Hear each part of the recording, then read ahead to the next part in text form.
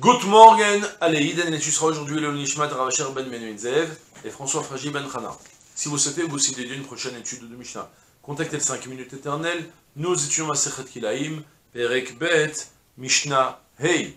Aïta Sadeu Zroa Kanabos, O Luf, Loye Zorea Uba Al Gabehem, Shenan Osin Ela Lishlosha Shanim.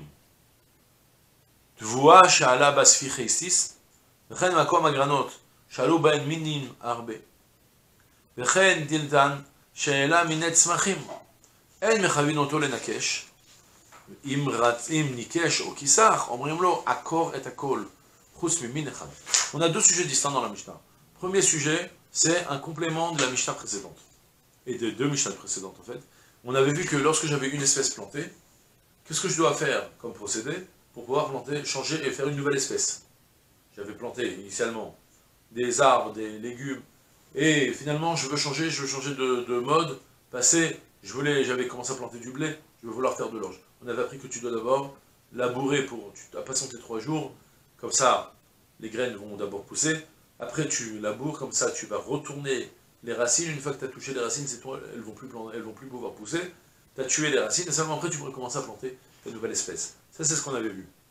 On a à présent la Mishnah qui me dit, si jamais tu avais ton champ qui était planté de cannabis au louf. Alors, cannabis, c'est pas le cannabis.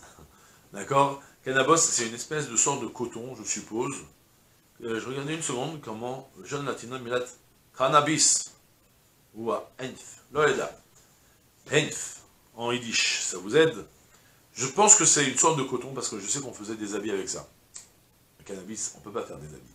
Je crois pas. D'accord? Donc, c'est marrant qu'il appelle ça cannabis. Comme ça, il traduit ça le Tiferet Israël. Ouais. Le cannabis, donc c'est une espèce avec on faisait des vêtements, donc je suppose que c'est une sorte de coton, parce que si c'est pas le lin, alors il ne reste que le coton. Je l'ai déjà vu en plus, c'est pour ça que je cherche depuis tout à l'heure, je ne le trouve plus. Mais c'est pas très grave. Donc, on continue notre Mishnah, ou bien du louf. Le louf, c'est une autre espèce encore une sorte de poireau. C'est du poireau. D'accord? Qu'est-ce qu'elles ont ces deux espèces? Elles sont très particulières ces deux espèces. Vous savez que, en fait, lorsque tu les cueilles et tu les coupes, elles te laissent des racines dans le sol qui ont encore pendant mieux que ça. Même si tu as coupé une espèce, je reprends. Tu as planté tes graines de louf, par exemple, ou bien, d'accord, tu as mis des graines. Figurez-vous qu'il va y avoir pendant 3 ans, tu vas encore avoir du louf qui va pousser. Pas parce que les racines, elles vont redonner de nouveaux fruits, non. Mais plutôt parce que y a des graines qui mettent des fois 1 an, 2 ans, jusqu'à 3 ans pour éclore et commencer à s'enraciner et pousser. Donc du coup, tu plantes, aujourd'hui tu vas planter une certaine quantité de graines de cannabis ou de louf, et ben, c'est pas sûr que d'ici l'année prochaine, et dans 2 ans, et dans 3 ans, tu auras encore des graines qui pousseront parce qu'il y a des graines qui ont décidé de patienter plus longtemps pour commencer à éclore. Du coup, j'ai planté maintenant du louf ou du cannabis.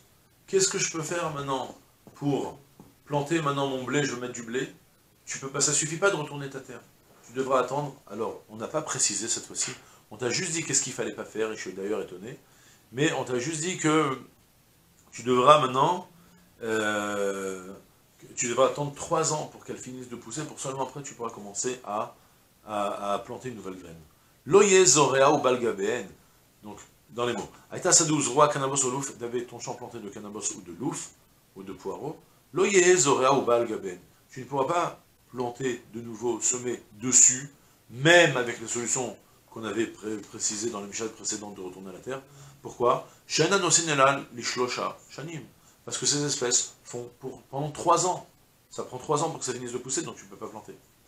Deuxième sujet. On va apprendre maintenant, je vous apprends, et d'abord je vous donne la généralité qu'on va avoir. Peut-être je vous fais même tout la Mishnah à l'oral. C'est qu'en fait, il y a une grande règle dans Kil Haïm. C'est que lorsque tu plantes quelque chose, tu as planté un champ de blé, et en plein milieu de ton champ de blé, tu vas avoir maintenant du lin qui va pousser, de l'orge qui va te pousser. Alors, il faut savoir, en théorie, tu transgresses l'interdit que si tu as une volonté de le maintenir.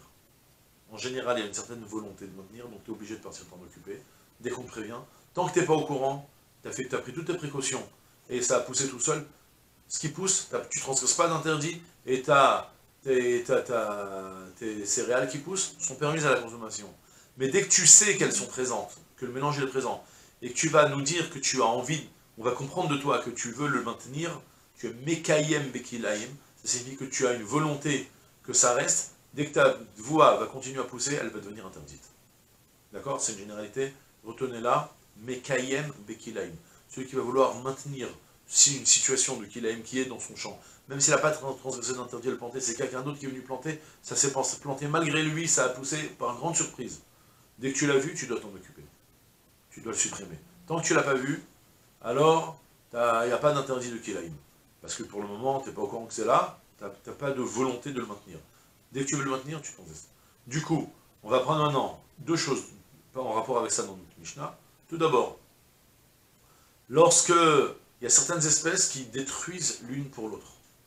D'accord? Je vais avoir du mal à vous traduire les mots, mais en tout cas, il y a des espèces que si jamais je vais planter, par exemple, dans mes céréales, il va y avoir une certaine espèce qui s'appelle du istis, d'accord? On va avoir une sorte de plante rouge. Avec le istis, on faisait de la teinture, mais je ne sais pas ce que c'est exactement.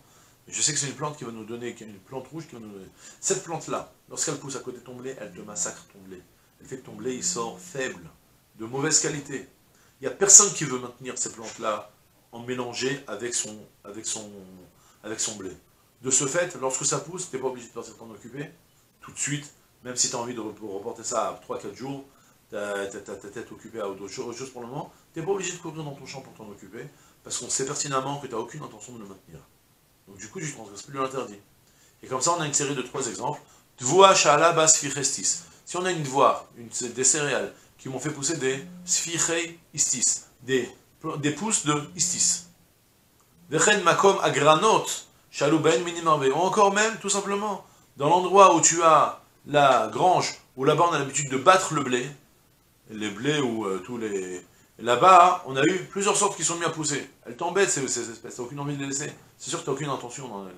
Ou encore même, Vechen tiltan, she'ela minetz machim. Alors le tiltan, c'est du fenugrec. Je sais que c'est une espèce qui existe. Je l'ai même vu traduite en anglais aussi. Ça se dit fenugrec. Mais je ne sais pas ce que c'est exactement. Mais en tout cas, c'est une plante qu'on mange, mais que pour qu'elle soit consommable par l'homme et qu'elle soit agréable à manger, il faut qu'il n'y ait rien qui pousse à côté, sinon elle perd de son goût.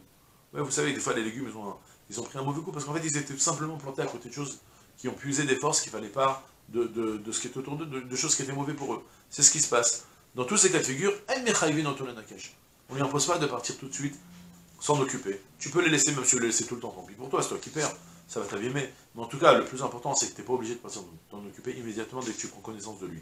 Mais attention, im nikesh okisar, si toutefois tu as commencé à t'en occuper, tu en as vu qu'il y en avait certains qui te disent, oh, mon blé, il a commencé à faire pousser le istis, et t'es parti en cueillir un petit peu pour le diminuer, tu es obligé de t'occuper de tout. Vous savez pourquoi? Parce que si tu prends qu'un petit peu, tu en laisses, ça te dit qu'un petit peu, pourquoi tu en laisses un petit peu? Ah, tu as une intention de le maintenir. Tant que tu n'es pas au courant que ça pousse, ou encore on te l'a dit, ça te passe d'une oreille, ça rentre dans une oreille, ça sort par l'autre, il n'y a pas de problème. Ça signifie que tu n'as aucune intention.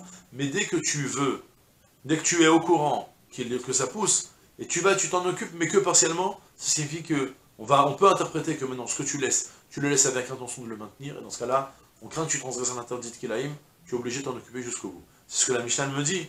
Nikesh au kisar, s'il a commencé à être menakesh, c'est déraciner, ou bien kisar, c'est de le couper la surface. Omrim, on lui dira akor et akol, chutz mimin echad.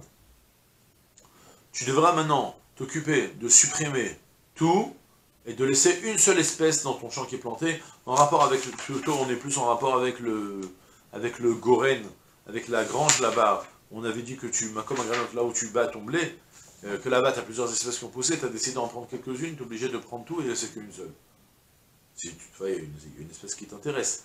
D'accord? Et voilà, c'est tout pour aujourd'hui. Je vous souhaite une journée pleine de Hatzlacha, Kol Tuv, c'est là.